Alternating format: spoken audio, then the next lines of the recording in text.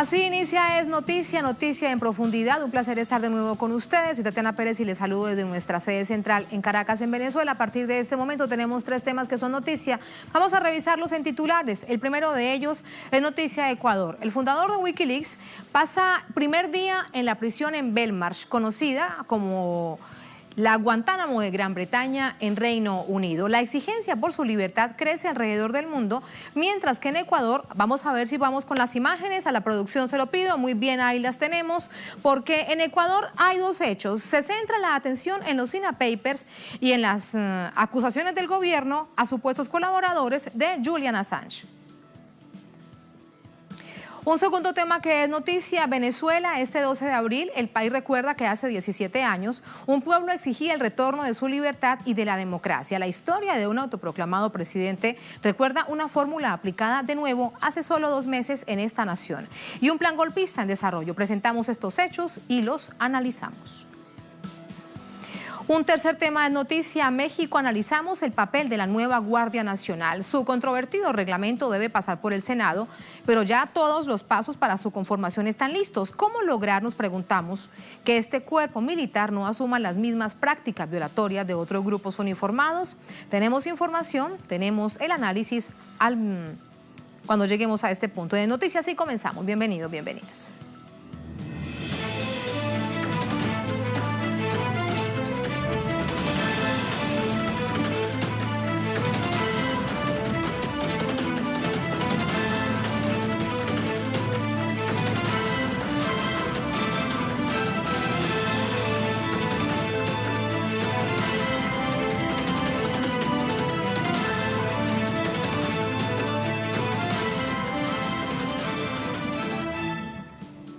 En noticia de Ecuador, la Defensoría del Pueblo advierte sobre consecuencias internacionales e internas que podrían traer la decisión de retiro del asilo diplomático de Julian Assange.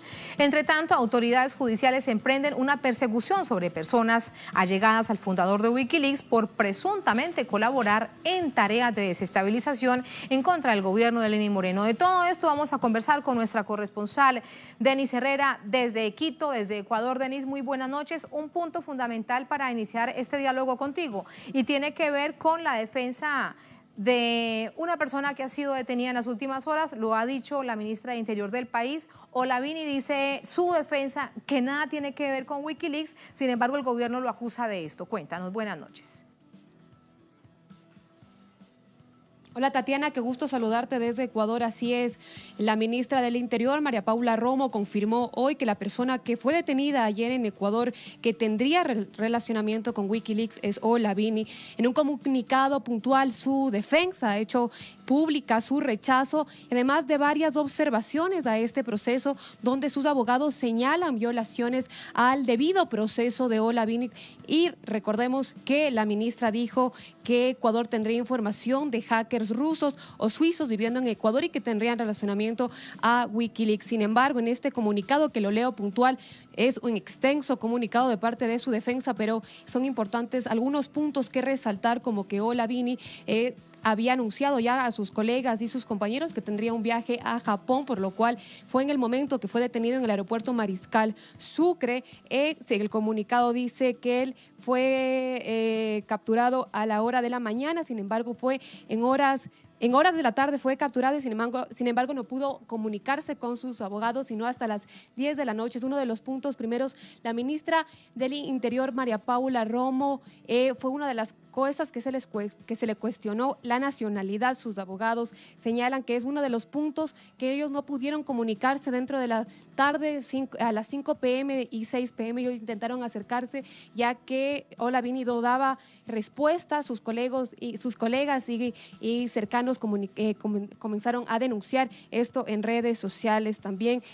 Uno de los puntos importantes es que Olavini recién fue trasladado hoy a la unidad de flagrancia y en este comunicado también dice que habría dormido en un ex edificio de la Policía Judicial. Son varios puntos que la defensa de Olavini cuestiona hoy a las autoridades ecuatorianas. Sin embargo, las autoridades de Ecuador sostienen que ellos tienen evidencias para justificar esta nueva investigación contra estos ciudadanos que todavía no han sido revelados. Dice la ministra, dijo hoy que 2 ciudadanos rusos, como lo dijo en la rueda de prensa, ya estarían identificados y ubicados. Sin embargo, no ha dado mayor detalle, Tatiana. Nosotros estamos igual atentos a los nuevos pronunciamientos de las autoridades ecuatorianas. Recordemos también que en horas de la noche, ayer, en los exteriores de la Cancillería en Ecuador, varias personas se autoconvocaron en apoyo a la defensa de Julian Assange y en rechazo de las políticas del gobierno de Lenín Moreno. Así están las cosas en este momento entonces. Gracias, Denise, por esos detalles. Muy buenas noches.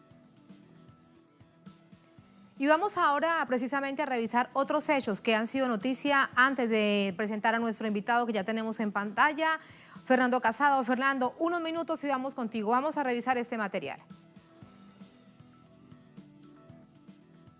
La Defensoría del Pueblo de Ecuador cuestionó la decisión del gobierno de retirar el asilo político y nacionalidad a Julian Assange, al considerar que podría conllevar responsabilidad internacional y sentar un precedente preocupante respecto a la protección de personas en situación de asilo y o de ecuatorianos en el exterior. Horas después de la violenta detención de Assange en Londres, la ministra de Interior de Ecuador, María Paula Romo, confirmó la detención del ciudadano sueco Ola Vini al momento que se disponía a abordar un vuelo rumbo a Japón. Según la funcionaria, Vini fue detenido con fines de investigación por su presunta implicación en un plan de desestabilización del país mediante la utilización de plataformas digitales para filtrar información del gobierno. Romo indicó que el ciudadano sueco habría visitado a Assange en la Embajada de Ecuador en Londres en al menos 12 ocasiones los últimos años y lo vinculó con el ex canciller Ricardo Patiño.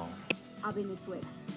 Estos datos, además de la identidad y la ubicación de 2 hackers rusos que también se encuentran viviendo en el Ecuador, será entregada en las próximas... El gobierno de Lenín Moreno emprende una ola de ataques a referentes de la Revolución Ciudadana. El expresidente Rafael Correa denunció ser objeto de una brutal persecución por denunciar los actos de corrupción que involucran a Moreno y que ello motivó el bloqueo de su página oficial en Facebook. Por su parte, el ex canciller Patiño tildó de cuento la supuesta vinculación con hackers rusos de la que lo acusa el Ejecutivo. La acción del gobierno ecuatoriano contra Assange fue tildada por diversos líderes políticos como una venganza y una cortina de humo con el objetivo de desviar la atención mediática de la trama de corrupción llamada INA Papers que le atañe. Sin embargo, ocurrió todo lo contrario. Los titulares de los principales medios internacionales se refirieron al caso. Los INA Papers son documentos filtrados por Wikileaks que develan la presunta implicación de la familia de Moreno en delitos de corrupción, perjurio y lavado de activos a través de varias empresas extranjeras en paraísos fiscales. Una de esas empresas habría recibido injustificadamente $18 millones de parte de un contratista de un proyecto público en el tiempo que Lenín Moreno era vicepresidente. Parte del blanqueo de esos capitales se habría hecho a través de la firma INA Investment, constituida en el 2012 por el hermano del presidente, Edwin Moreno. La Fiscalía General de Ecuador adelanta una investigación sobre este caso. El movimiento activista informático Anonymous hizo pública una advertencia a los gobiernos involucrados en el arresto de Julian Assange sobre una revolución generalizada si no dejan libre al fundador de Wikileaks. El grupo denuncia que gobiernos occidentales trabajan para silenciar a quienes revelan sus más sucios secretos. Ahí están más hechos registrados durante esta jornada, horas después, 24 horas para ser más exactos, de haber sido detenido y sacado de esta manera tan violenta Julian Assange de la Embajada de Ecuador en Londres. Vamos con el análisis, lo vean ustedes en pantalla, lo presento oficialmente. Fernando Casado, docente e investigador en el Instituto de Altos Estudios Nacionales del Ecuador, periodista español, nos acompaña desde Quito. Fernando, ¿cómo estás? Buenas noches.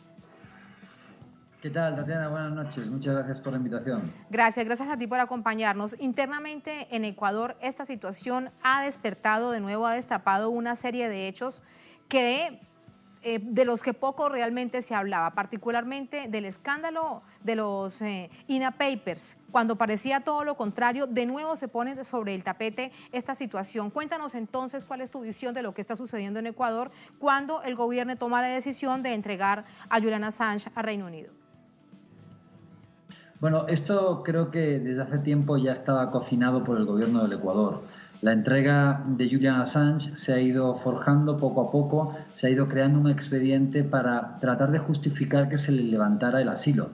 La gota que colmó el vaso pues fue efectivamente el caso de los INA Papers, en el que se le acusa a Wikileaks de haber hecho las filtraciones por las cuales no solamente se acusa de corrupción a Lenín Moreno porque estaría incurriendo en la ilegalidad de tener empresas offshore que de acuerdo a la legislación ecuatoriana está prohibido, sino también porque se filtraron una serie de imágenes íntimas de la vida del actual presidente ecuatoriano. De todas formas, Wikileaks en todo momento desmintió que tuviera nada que ver con la filtración de la información de los INA Papers, con lo cual esa acusación habría sido simplemente una excusa para levantar el asilo político junto con otra serie de motivos, como por ejemplo el haber faltado el respeto a personal de la embajada u otras excusas que finalmente son utilizadas por Lenín Moreno. Pero más bien lo que pareciera es que obviamente Julian Assange era una pieza muy preciada por varios gobiernos occidentales como Estados Unidos, el Reino Unido o Suecia, entre otros,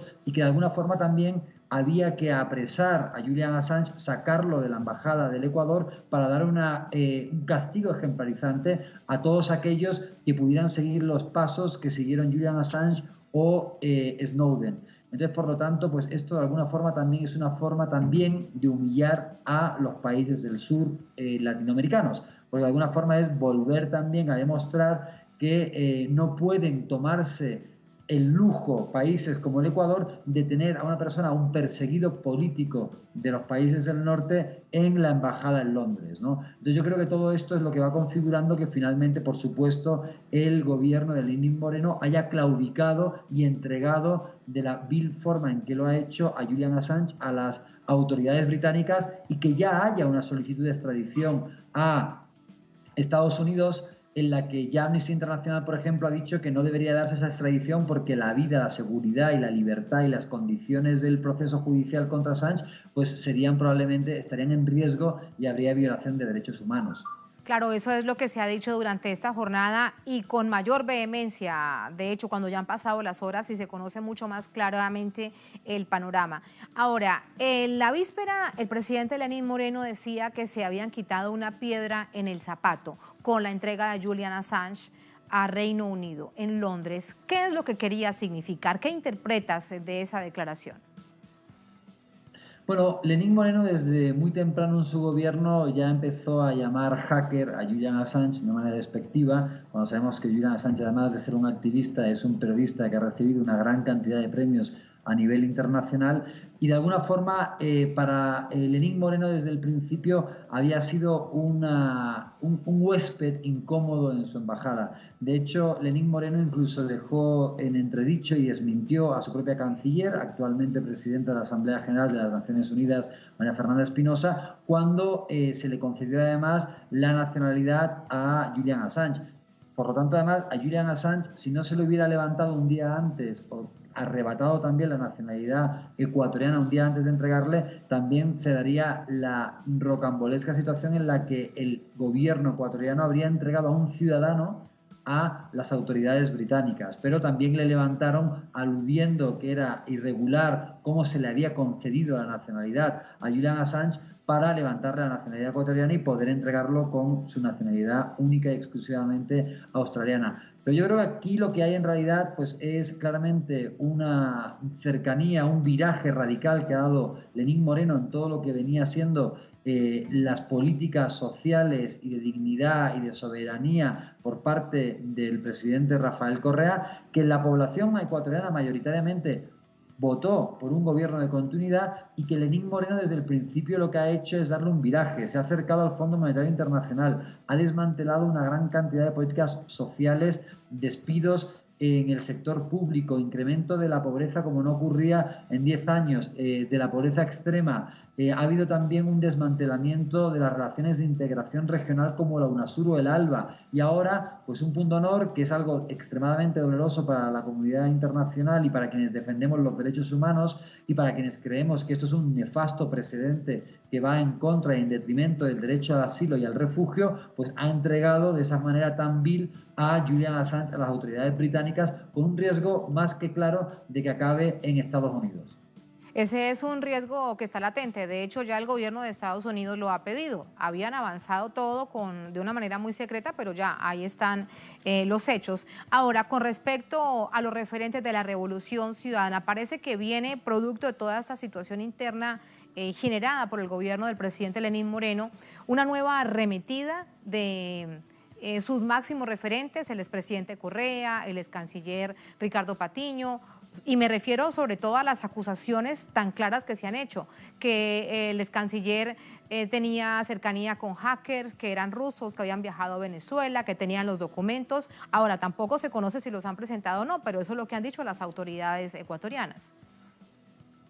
Sin duda, también esto va acompañado de una caza de brujas. Lenín Moreno no solamente se ha dedicado a dar un viraje en sus políticas públicas y al incumplimiento del programa electoral votado por la mayoría de los ecuatorianos, sino que también se ha dado en la tarea de tratar de desmantelar el correísmo, no solamente desde el punto de vista de las políticas, sino incluso desmantelarlo desde el punto de vista de la persecución. Hoy en día es un estigma ser acusado como pertenecer al correísmo o ser correísta, lo cual también significaría desde el punto de vista del Estatuto de Roma un crimen de lesa humanidad como ser perseguido por la condición política. Y por supuesto que también la entrega de Julian Assange ha sido aprovechada para acrecentar esta caza de brujas. No solamente el ciudadano sueco Olavini, en el que de una forma también bastante desacertada calificaba a la ministra del Interior como un hacker ruso, sino que también, por ejemplo, ahora se está intentando implicar al ex canciller Ricardo Patiño en actuaciones también en contra de la seguridad del Estado y el haber estado colaborando con Wikileaks para este tipo de filtraciones. Algo que, por cierto, ha sido calificado por Ricardo Patiño como una fábula parecida a la de Caperucita Roja. Pero esa es la situación, la gravísima situación en la que estamos en el Ecuador, en una persecución clara, en un hostigamiento a cualquier tipo de oposición al actual gobierno y un viraje y un apego del gobierno actual a la derecha más recalcitrante, en un lugar en donde además la población ha votado en contra de lo que serían ese tipo de políticas neoliberales que se están implementando o de la entrega de Julian Assange. Y en cambio, pues el gobierno claramente ha dado un viraje hacia esas posturas y claramente ha claudicado y se ha acercado a los Estados Unidos en todos los sentidos. Me queda algo por preguntarte y me salgo de la política interna del Ecuador para plantear la situación en el mundo entero, y es una paradoja sobre la que quiero preguntarte tu visión. O se revela lo que hizo efectivamente Wikileaks, todos los crímenes en Irak, en Afganistán, el espionaje de Estados Unidos, de sus aliados, todo lo que se conoció, ¿no?, desde una visión periodística como se hizo, o más vale se guarda el silencio para evitar que incluso la vida pueda correr peligro. Sin duda, lo que se está intentando hacer mediante el caso Assange es tratar de evitar que nuevos escándalos como el que reveló Wikileaks se vuelvan a repetir. Tenemos en cuenta que después de Wikileaks pues vino Snowden, vinieron los Panama Papers, ahora también los INA Papers. Realmente no se había hecho un trabajo por la transparencia y por el buen periodismo desde los tiempos de quizás Nixon o antes incluso, y la revelación que hizo Wikileaks, en donde se constataron, como tú muy bien has dicho, pues todas esas filtraciones sobre el comportamiento violatorio de ciertos estados a lo largo y ancho del mundo que se cocinaban en la Embajada de Estados Unidos, ha sido realmente algo por lo cual tendríamos que siempre considerar como uno de los mayores periodistas de la historia, Julian Assange, y no como un hacker o alguien a quien ahora se trata de vilipendiar y que de hecho se está tratando de ocultar todas aquellas filtraciones que fueron más de 1.200.000 documentos. Esto es también parte de una estrategia pues para primero dar pues castigo ejemplarizante para que cualquier otro que trate de hacer algo parecido se lo piense dos veces o que no lo haga. pero también significa una violación y un nefasto precedente en cuanto a la violación de derechos humanos. Tengamos en cuenta que hay un principio que es el principio de non-refoulement, el principio de no devolución, que acaba de ser flagrantemente violado y aparece contenido en el artículo 33 de la Convención de Ginebra de 1951. No se puede devolver a una persona a ningún país en el cual su vida, integridad o libertad pueda correr peligro. Y esto es clarísimo en el caso de Assange. Con lo cual no es solamente tratar de ocultar el buen periodismo, no es solamente vilipendiar a una persona tan importante como Julian Assange, sino es simplemente que los países del norte, cuando les da la gana, se pasan por el arco del triunfo del derecho internacional. Y eso también es extremadamente grave. Ese es el momento que estamos viviendo tan complejo por este y por tantos otros casos, cómo se quiebran los principios del derecho internacional. Gracias, Fernando, por ese análisis. Un placer y muy buenas noches. Gracias, Adriana. Un abrazo, muy buenas noches. Así nos vamos a la primera pausa en esta emisión de Es Noticia. Al volver, Es Noticia Venezuela. Este 12 de abril, el país recuerda que hace 17 años un pueblo exigía el retorno de su líder y de la democracia. La historia de un autoproclamado presidente recuerda una fórmula aplicada de nuevo hace solo 2 meses en esta misma nación y un plan golpista en desarrollo. Presentamos estos hechos y los analizamos al volver en Es Noticia.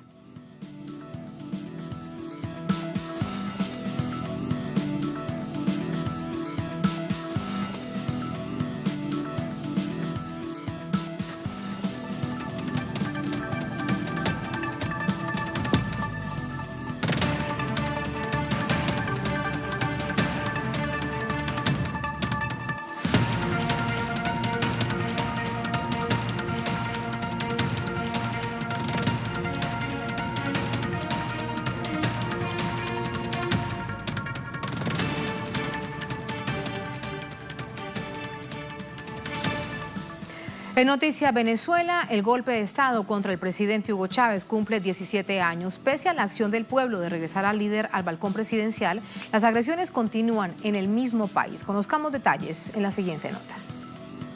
Este viernes 12 de abril se recuerda en Venezuela los sucesos ocurridos en el año 2002. Un decreto golpista apareció en las pantallas de los medios de comunicación nacionales, abiertamente contrarios al gobierno del presidente Hugo Chávez. Leído por Pedro Carmona Estanga, un empresario venezolano que presidía la Federación de Cámaras y Asociaciones de Comercio y Producción de Venezuela. Estanga declaró un gobierno de transición mientras se llevaba a cabo el secuestro del presidente, quien fue puesto en libertad en la madrugada del 14 de abril, tras la rebelión de millones de venezolanos que salieron a las calles a exigir su liberación.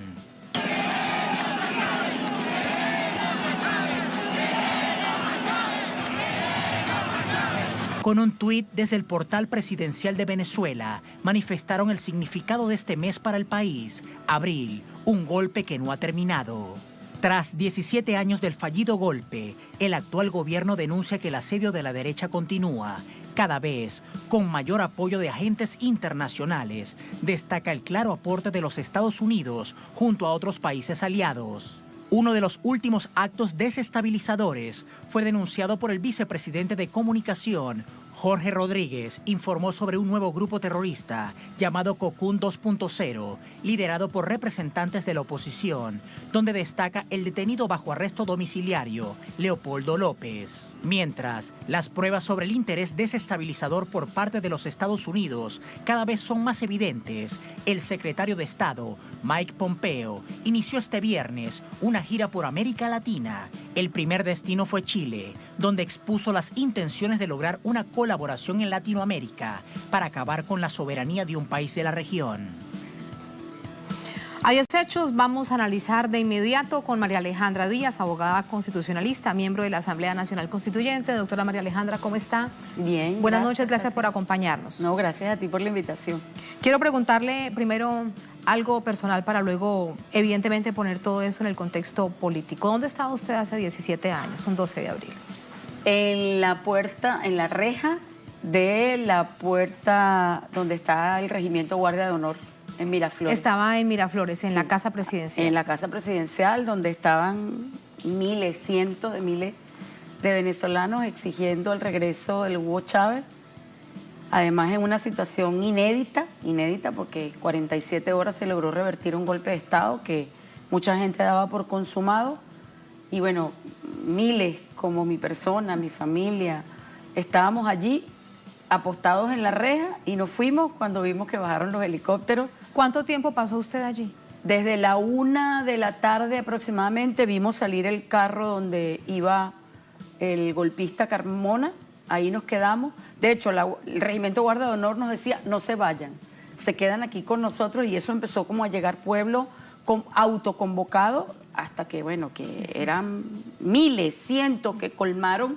las avenidas alrededor del palacio. Y en ese momento se tenía la claridad de lo que estaba pasando con el presidente, ya se tenía claridad en medio del silencio mediático. Claro, pero había algunas radios, Radio Caracol, que yo reivindico, Radio Fe y Alegría, Venezuela, y bueno, teníamos un pequeño radio de pila y a través de la radio nos enteramos y empezamos a correr la voz.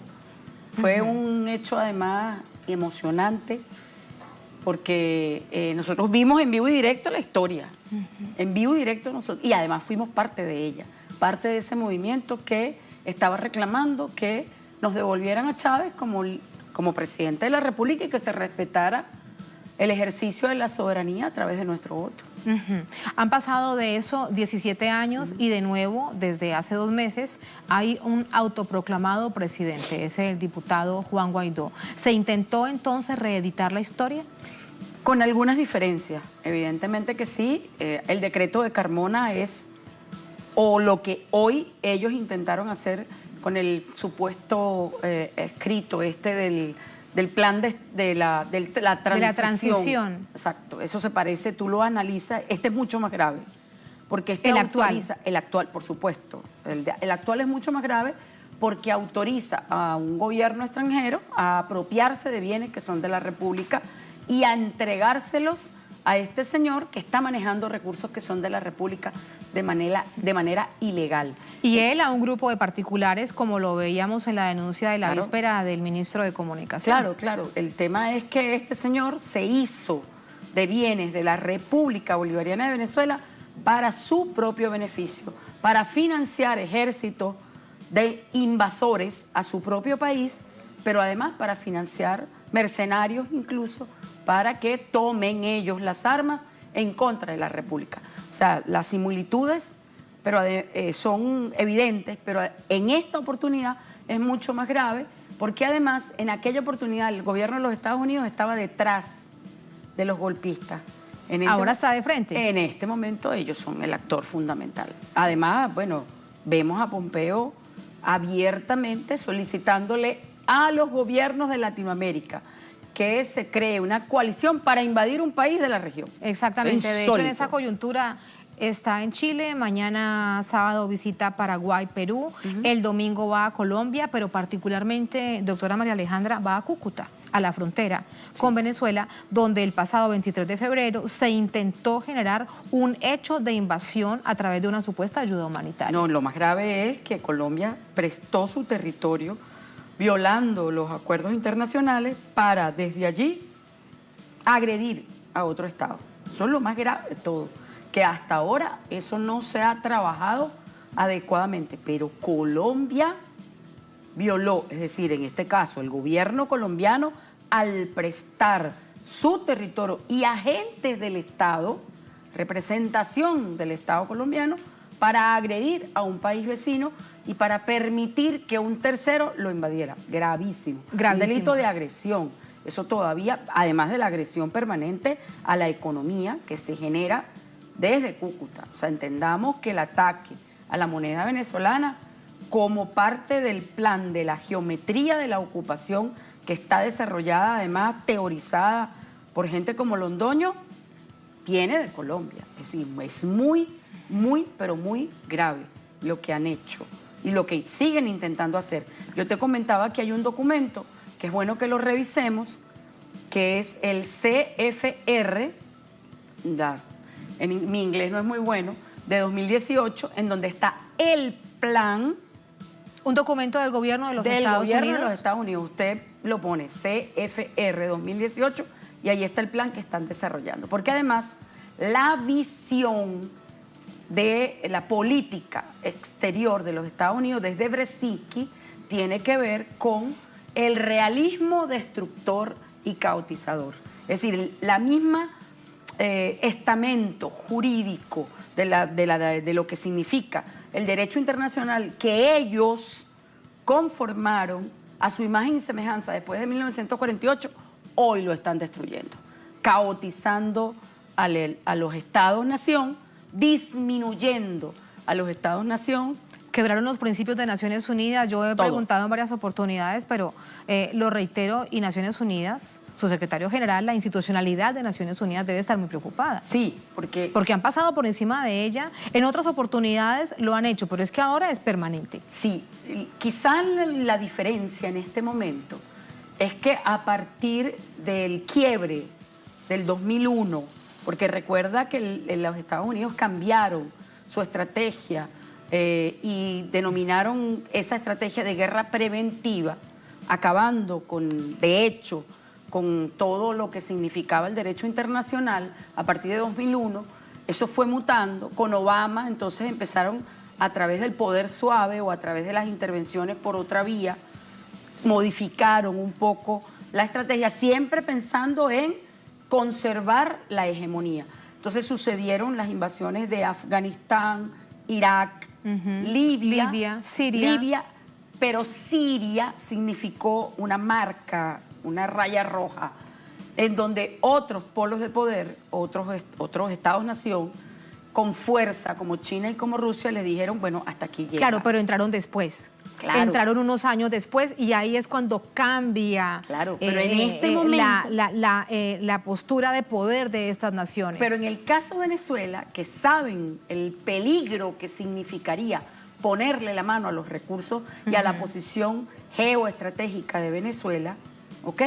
Inmediatamente reaccionaron esas potencias porque en Venezuela se está jugando la posibilidad del mundo multipolar. O sea, sin Venezuela no hay multipolaridad. Sin Venezuela no hay posibilidad de que existan otros polos de poder en el mundo que puedan enfrentarse al hegemón. Entonces, por supuesto que lo que se está jugando aquí esa es la inspiración de Venezuela. Claro. Ahora, y está clarísimo que la gira de Pompeo tiene como una agenda Venezuela, si se reúnan con empresarios, se hablen de las bilaterales, seguramente en Colombia hablarán de lo que Trump le dijo al presidente Duque a través de medios, evidentemente, porque hoy Duque reacciona y dice que Estados Unidos no dicta la política interior de Colombia.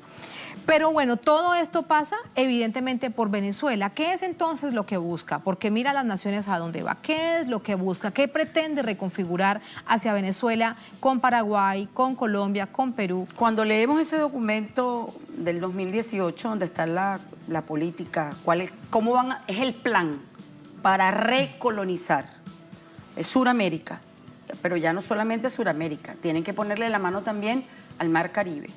Recuerda que además de esa reunión con los países latinoamericanos, hay otra reunión paralela con los países del Caribe. Así es. Es decir, el tema internacional se está moviendo muy duro porque ellos necesitan el control de la cuenca del Caribe como mar interno de los Estados Unidos, zona de influencia, para cerrarle el paso a China y a Rusia. Fíjate cuál ha sido la reacción virulenta de tratar de hacer control de daño, porque lo que se está jugando en este momento es la visión unipolar o la visión multipolar de las relaciones internacionales, de hecho, Pompeo, la geopolítica. En la rueda de prensa de hoy en Chile, hablaba de Rusia, que Rusia no tiene nada que hacer en América Latina. Por supuesto, porque es una revitalización de la doctrina Monroe. Yo la llamo, en este caso, un realismo destructor. Y para ello, nuestros países, sobre todo los que tenemos recursos, debemos oponerle el realismo de lo real, valga la redundancia. ¿De lo real qué? De los recursos. Porque al final, ¿cuál es el poder que tiene Estados Unidos? Real. Militar. Ese imperio. Militar no tanto, porque Rusia les está allí haciendo un juego importante. ¿Ok? Ahí está el tema de la tripolaridad.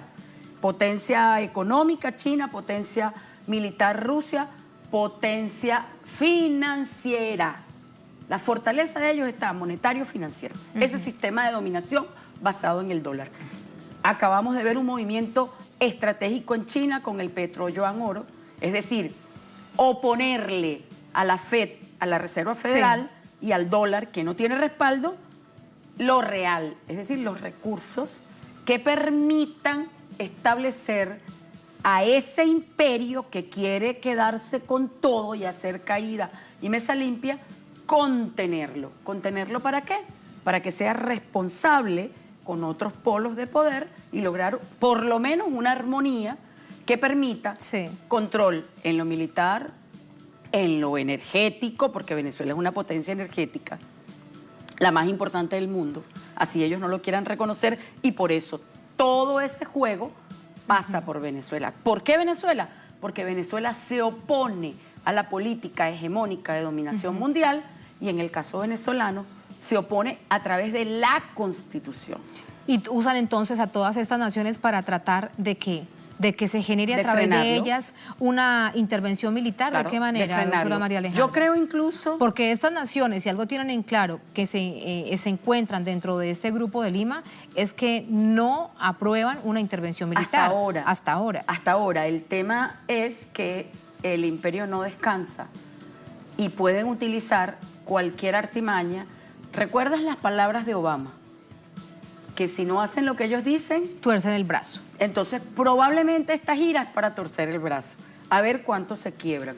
El tema es, y yo lo digo con mucho respeto, que cualquiera de esas naciones, cualquiera de esos países, frente al demonio convertido en imperialismo, como decía Chávez, huele a azufre, puede sufrir las consecuencias de tomar equivocadamente la idea de que haciendo quizás un ejército multinacional, los venezolanos nos vamos a quedar tranquilos. Yo creo que están muy equivocados porque la única vez que Venezuela salió de su territorio, los venezolanos, fue para liberar 5 naciones.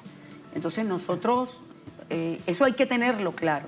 Sería peligrosísimo porque sería la balcanización de Sudamérica. Por eso te hablo de Brzezinski y su idea del realismo destructor y o el caos. De nuevo recuerdo teorías de la balcanización, por ejemplo la de Thierry Meyssan, a quien se le ha acusado de ser tan conspirativo, pero dices esto y de nuevo aparece esa teoría cada vez con mucho más fuerza. Claro, porque es recordar a Brzezinski. Ellos responden, fíjate, los Estados Unidos responden generalmente a sus pensadores. Si algo tiene sostenidamente cualquier gobierno de los Estados Unidos es su visión religiosa de creerse que están predestinados por Dios para regir la tierra. Bueno, Trump lo dijo hace poco. Pero es que además se lo creen. Sí, sin duda. Es un tema de creencia, con toda seguridad. Es un tema de su cosmovisión. Entonces, ahí hay un tema religioso, pero además hay un tema de los intereses de la corporatocracia mundial y del sionismo.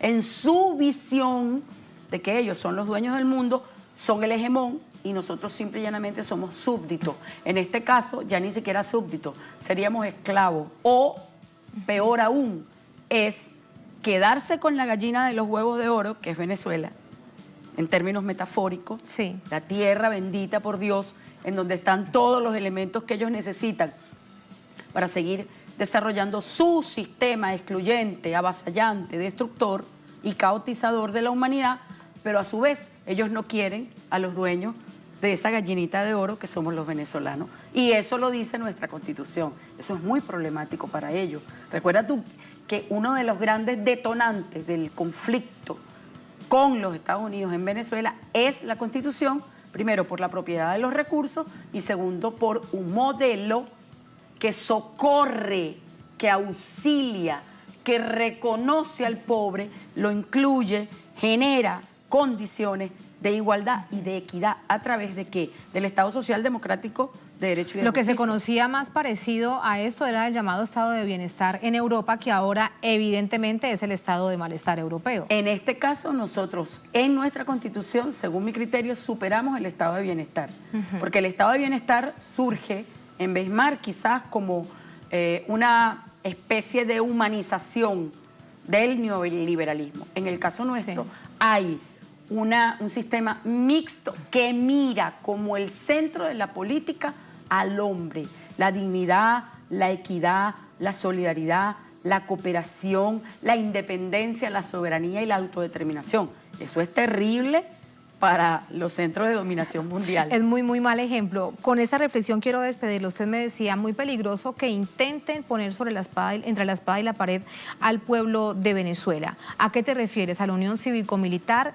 ¿Cómo piensas, que ya que estás inmersa en el comportamiento político del venezolano, será ese comportamiento? Si algo... Si es que eventualmente se da, no pensemos que será el escenario, porque realmente es lo que menos se quiere en Venezuela, por supuesto. Nosotros decimos desde acá transmutado y cancelado, pero si ese escenario... Es un dicho muy venezolano. Pero si ese escenario llega a darse, los venezolanos no nos vamos a quedar de brazos cruzados, porque el 86, según las últimas mediciones de encuesta, el 86% de los venezolanos estamos contra la guerra y no queremos una invasión para solucionar nuestros problemas. Si eso es así, yo estoy absolutamente segura que opositores y chavistas nos vamos a poner un fusil, nuestras mejores armas, y vamos a salir a combatir a cualquiera que crea que va a entrar a este territorio a quedarse con 1 centímetro de Venezuela. Están equivocados, podrán entrar, pero van a salir, como decimos los venezolanos, con los pies hacia adelante, es decir, en un ataúd, porque de aquí no van a salir.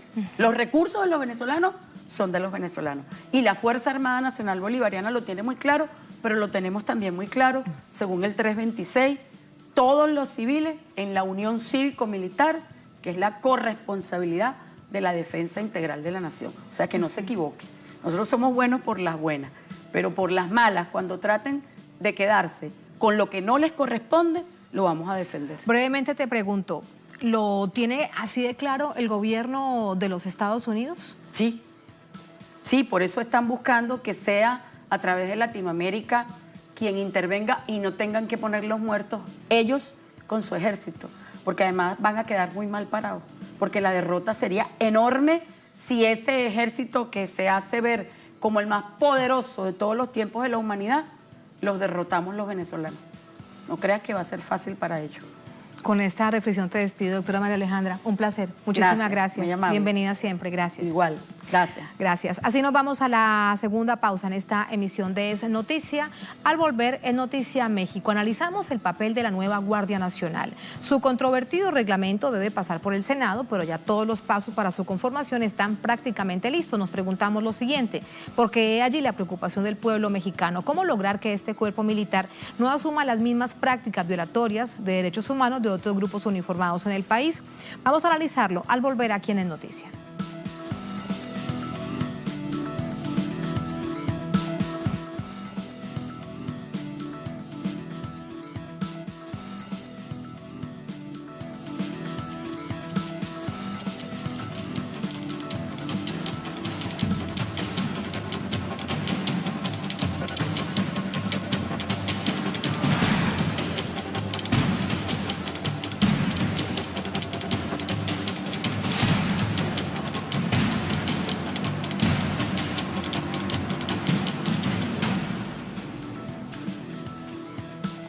En Noticia México, al finalizar la semana, el presidente de esta nación, Andrés Manuel López Obrador, da a conocer el Estado Mayor de la Guardia Nacional, un ente estatal que tendrá a su cargo la estrategia en materia de seguridad y de pacificación del país. Detalles a continuación. La Guardia Nacional será el eje central de la estrategia de seguridad pública del gobierno del presidente Andrés Manuel López Obrador, quien se comprometió a reducir los niveles de violencia que heredó de las administraciones pasadas. Se espera que pronto ya tengamos 150 coordinaciones de las 266, con las instalaciones necesarias para garantizar la seguridad pública lo más cercano a donde habita la gente. El presidente nombró el mando de coordinación operativa de la nueva corporación, que estará integrada por policías militares, navales y federales. Es un órgano intermedio entre el secretario y el comandante de la Guardia Nacional y que tiene la responsabilidad constitucional de asesorarlo en diversos temas, particularmente en la elaboración de la estrategia de seguridad y en la definición de los planes operativos de la Guardia Nacional.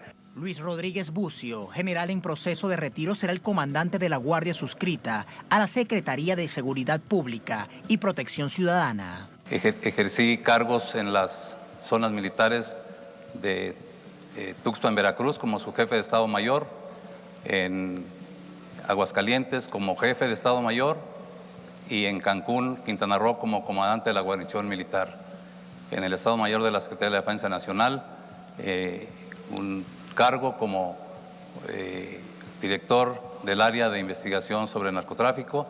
En México, la inseguridad y los altos índices de violencia se ubican entre las principales preocupaciones de los ciudadanos. Y no es para menos, durante el sexenio que encabezó Enrique Peña Nieto, se registraron 123.000 homicidios dolosos y más de 41.000 desapariciones. Será el Senado de la República el que decidirá sobre la Estrategia Nacional de Seguridad y las leyes secundarias de la Guardia Nacional, que ha merecido las críticas de organizaciones sociales que cuestionan su conformación castrense ante los altos índices de violaciones a los derechos humanos cometidos por militares en contra de civiles. Ahí están los hechos, vamos con el análisis. Para ello nos acompaña Francisco Franco, él es catedrático, consultor en inteligencia y seguridad, con nosotros desde Ciudad de México. Francisco, ¿cómo estás? Buenas noches. Muy buenas. Gracias a ti por acompañarnos. Hay ya un hecho que marca la polémica sin que hubiese entrado en materia y a funcionar directamente la Guardia Nacional, y es la designación del brigadier general, del Estado Mayor Luis Rodríguez Bucio, de 62 años. ¿A qué se debe esta polémica que ha generado ese nombramiento? Bueno, la polémica se basa en que, por supuesto, hubo toda una discusión en el Congreso mexicano, en la Cámara de Diputados y en el Senado, porque había organizaciones de la sociedad civil exigían que esta organización fuera de carácter civil y que tuviera al mando un civil. Eso se había acordado en cierta forma. Lo que pasa es que el dictamen final, donde se crea la Guardia Nacional, nunca se especificó que fuera un civil o militar, sino se quedó como que el presidente tendría la facultad de nombrar a una persona. Entonces, estaba en el entendido que iba a haber un líder de la Guardia Nacional que fuera civil. Sin embargo, el presidente decidió nombrar a un general en activo y crear una especie de Estado Mayor conjunto con la Policía Federal, con la Marina y con el propio Ejército. Ese Estado Mayor conjunto, que es la primera vez que tenemos un ejercicio así, pues incluye a estas tres fuerzas y que van a conformar, por supuesto, la Guardia Nacional. Pero esa es la primer polémica. Creo que ahí el presidente López Obrador, a mi juicio, tuvo un desatino importante porque pudo haber, si esta era la intención desde el inicio, debió haberse quedado claro en la ley y no haber dado voz a las organizaciones de la sociedad civil que querían un civil y que al final no resultó favorable su petición. Pero entendamos una cosa, el tema de la Guardia Civil, a mi juicio, no importa si tenemos a un civil o un militar, porque la Guardia Civil es un instrumento de lo que necesita el político para cumplir con una estrategia. Yo siempre lo he dicho, podemos poner, si quieren, ahí al Dalai Lama, y si el presidente quiere que esta guardia cumpla con ciertas actividades, pues la guardia lo tiene que cumplir. Entonces yo en términos personales digo, es totalmente irrelevante. No se hace más castrense o menos castrense por ese nombramiento en específico, sino se hace única y exclusivamente por la voluntad que quiere el político, y en este caso el tomador último de decisiones, que es el presidente López Obrador. Claro. Ahora, es totalmente entendible el temor que existe entre el pueblo mexicano después de todo lo que ha sucedido, de los altísimos niveles de violencia, de la manera en cómo se han involucrado las fuerzas militares, las distintas instancias en estos niveles de violencia. El presidente firma un acuerdo de cooperación con la Organización de Naciones Unidas en materia de derechos humanos para que se dé cátedra, para que se dé asesoría técnica. ¿Cómo lo ves? Porque en Carta Blanca pues realmente parece muy bien y un primer paso para tratar de cambiar las doctrinas militares de las que conocemos bastante bien en América Latina y que el paradigma ha sido la Escuela de las Américas. Claro, sí, eso hay que... Es muy importante lo que usted menciona. Por supuesto, la población tiene temor a las acciones o al incremento de la criminalidad que se ha venido dando en este país. Hay que entender, por supuesto, que la criminalidad que se viene dando en este país no es producto de lo que hemos dejado hacer. También la criminalidad tiene un fenómeno transnacional. Entonces, no es solamente que en México busquemos dejar de producir marihuana o amapola, por ejemplo, que es lo que se produce aquí, sino también establecer condiciones para que la cocaína no nos llegue de otros lados, por ejemplo. Ahora, el tema con que estén las fuerzas castrenses ahí, nuestras fuerzas armadas, nosotros tenemos, bueno, como la mayoría de los países, pero nosotros recordemos que tenemos 2 ministerios en México. La mayoría de los países latinoamericanos tienen un ministerio donde tienen 3 fuerzas armadas, es decir, Ejército, Marina y Fuerza Aérea. Nosotros tenemos 2 ministerios, uno de Ejército y uno de Marina. Lo que sucede es que las Fuerzas Armadas, o lo que ha pasado con las violaciones a derechos humanos, hay que entender lo que no es una política, por supuesto, de nuestras Fuerzas Armadas violar los derechos humanos. O sea, eso no está escrito por supuesto, en ningún lado, pero no es algo ni siquiera que se enseña en las escuelas militares de este país. Lo que sucede es que el problema del mal diseño que tenemos en el enfrentamiento a la criminalidad es donde termina violándose los derechos humanos. Déjenme poner un ejemplo. Si tú pones a nuestras Fuerzas Armadas, andarán alrededor de los 330,000 más o menos, alrededor de unos 300,000 efectivos entre Ejército, Marina y Fuerza Aérea. El tamaño de la criminalidad podría ser mucho mayor. Entonces tú pones un contingente militar a pelear 24 horas contra el crimen organizado, que sus elementos son sustituibles, en el sentido de que se mueren y al otro día el propio crimen organizado secuestra a unos nuevos y los pone a pelear en el campo de batalla. Los nuestros no. Tienen que dar 24 horas constantes, 7 días a la semana.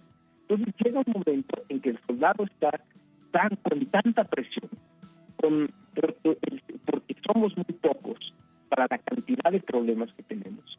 Y entonces el momento de que el soldado pierde toda la doctrina, pierde toda la disciplina, y no son todos, insisto, ¿no? Tenemos, por supuesto, cantidad de enfrentamientos que hemos tenido, pero esa doctrina no se ha pasado. Pero si no entendemos que el soldado está sujeto a un combate 24/7 contra estos criminales, entonces llega un momento en que da desesperación, agarra la pistola y le termina disparando. ¿Por qué?